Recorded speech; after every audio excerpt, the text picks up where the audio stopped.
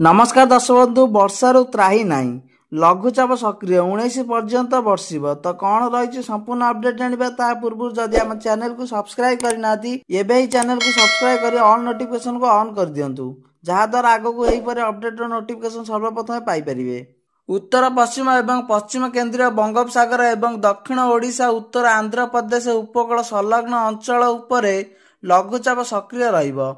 या सहित जड़ित घूर्णिबल समुद्र पतन ठारू 7.6 किलोमीटर उपरे दक्षिण आड़क ढली रहिबो। शुक्रवार यह दक्षिण ओडिशा उत्तर आंध्र प्रदेश उपकूल देई पश्चिम उत्तर पश्चिम दिगकू गति करिबार संभावना रही। सेहीपरि मौसुमी ट्रफ एवं हाराहारी समुद्र पतन रे बीकानेर बनस्थली गुना दमोह बिलासपुर कलिंगपट्टनम और लघुचाप क्षेत्र केन्द्र देई अतिक्रम करुची। यार प्रभाव रे सारा राज्य रे वर्षा जारी रहिबो। आसंता 19 तारिख पर्यंत वर्षा लागी रहिबो बोली आंचलिक पाणीपाग विज्ञान केन्द्र अनुमान करिछि।